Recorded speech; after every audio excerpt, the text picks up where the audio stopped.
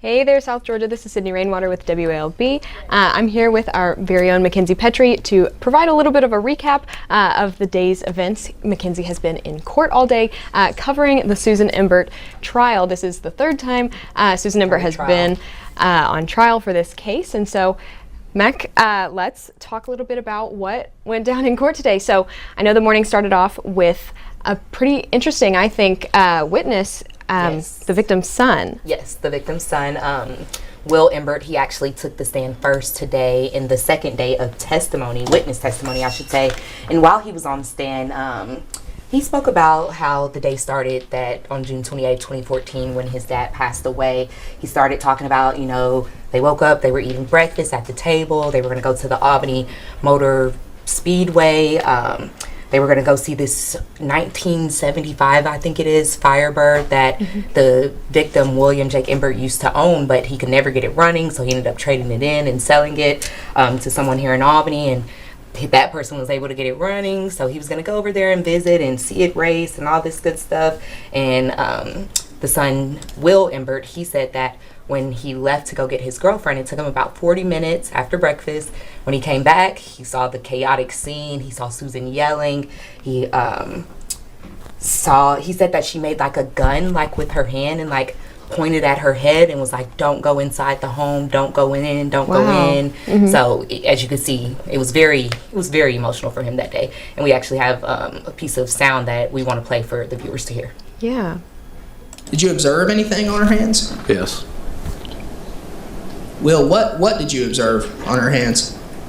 On her left hand, on her ring finger, between her second and third knuckle, I saw what appeared to be blood. In which hand? Was that her left hand? Correct. Her left hand she was holding her phone with. Okay. How many police officers do you think arrived? In total, 4, maybe 5. Okay. EMTs additionally?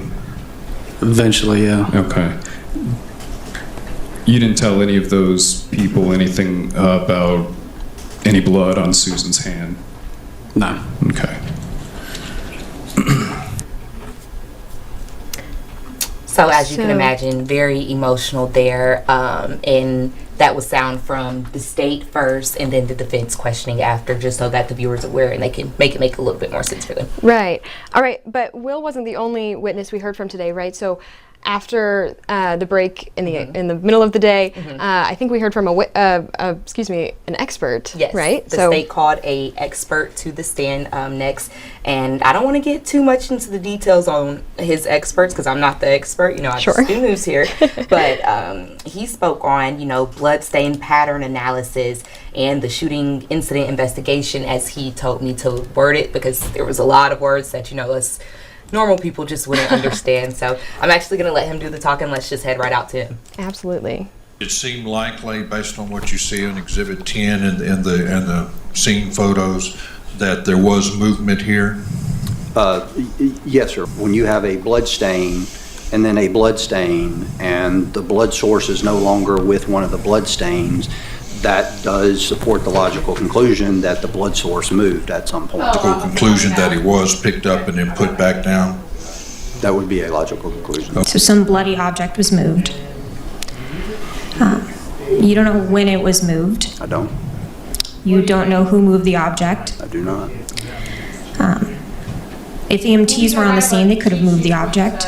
I'm not aware of that, no ma'am. But if they were on the scene, could they have moved the object? If anyone who was at the scene could have moved things, yes. So if EMTs came to the scene and rendered aid, would that scene have been altered by EMTs? It could have been. Right. Yep. That was the expert witness. As you can see, he spoke a little bit about how what he saw on his end is that it seemed as if the body could have been moved a little bit, but again, that was the state asking questions first, and then that was the defense following up on the back end. Right. Well, still, it's great to hear that perspective from an expert. And Meg, I know you've said a couple of times throughout the day today that it was a pretty emotional day. So can you tell us a little bit more about what made today especially emotional.